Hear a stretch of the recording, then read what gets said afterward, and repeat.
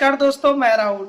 दोस्तों, मैं आपको बताना चाहूंगा कि देशभक्त यूट्यूबर नितिन शुक्ला के ऊपर बहुत बड़ा हमला, जिहादी हमला हो चुका है और अगला नंबर किसका होगा ये हमें नहीं पता। कौन से देशभक्त यूट्यूबर के ऊपर हमला किया जाएगा, इन जिहादियों के ऊपर मैं आप लोगों को बताना चाहता हूं कि ये जिहादी, इनकी ये मानसिकता है कि अगर कोई इनके खिलाफ बोलता है तो अगर 100 लोग बोल रहे हैं या 200 बोल रहे हैं या 500 या 1000 बोल रहे हैं तो उनमें ये 1 या 2 लोगों को मारते हैं ताकि बाकी 99, 199, 299 इतने लोग चुप हो जाए, साइलेंट हो जाए। बट ये इनकी मानसिकता जो है ये ज्यादा दिन तक चलने वाली नहीं है, क्योंकि अब देश का हर एक नागरिक और बच्चा बच्चा जान गया है इनकी असलियत। तो दोस्तों, मैं आपको बताना चाहता हूं कि 14 तारीख को शाम के 6 बजे के आसपास नितिन शुक्ला सर अपने घर के बाहर टहल रहे थे। उतने में एक जिहादी मानसिकता ने सर के ऊपर एक टेम्पो चढ़ाने की कोशिश की, लेकिन सर बच गए। लेकिन उसके बदले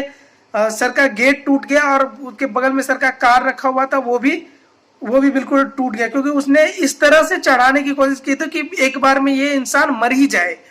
और उसके बाद जैसे ही नितिन शुक्ला सर ने उनसे पूछने की कोशिश की कि भाई क्या हो रहा है, कैसे कैसे कर रहा है और किस तरह से चला रहा है तू, उतने में वो निकल के और उसको माँ बहन की उनको गंदी गंदी गालियां देता है। क्योंकि इन जिहादियों के अंदर है ये कुछ नहीं कर सकते, तो या तो ये लड़ाई करेंगे या उन लोगों को मारेंगे या उसके अलावा गंदी गंदी गालियां देते। जब ये किसी चीज से नहीं जीतते तो इनका यही होता है लास्ट में।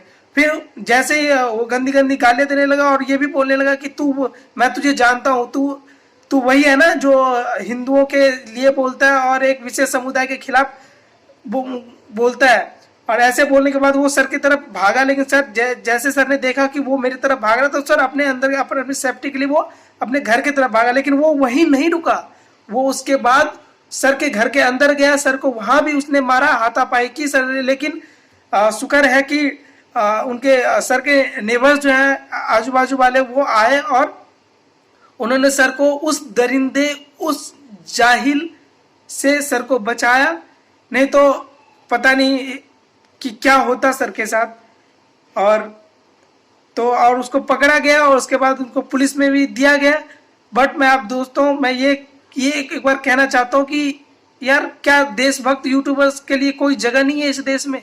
क्या अपनी बात रखने के लिए कोई इस देश में जगह नहीं है? मैं बस आप लोगों से ये पूछना चाहता हूँ। लेकिन मैं उन जिहादियों को भी एक सबक सिखाना चाहता हूँ या एक संदेश देना चाहता हूँ कि भाई, मुद्दे लाख बुरा चाहे तो क्या होता है, वही होता है जो मंजूर खुदा होता है। तो तुम कितना भी चाह लो, तुम्हारे चाहने या ना चाहने से कुछ नहीं होता है। एक दिन सच बाहर आके रहेगा और सच के सामने कुछ नहीं टिकता। तो मुझे नहीं पता कि अगला नंबर किसका है, लेकिन सारे यूट्यूबर से मेरी अपील है कि प्लीज आप सतर्क रहें।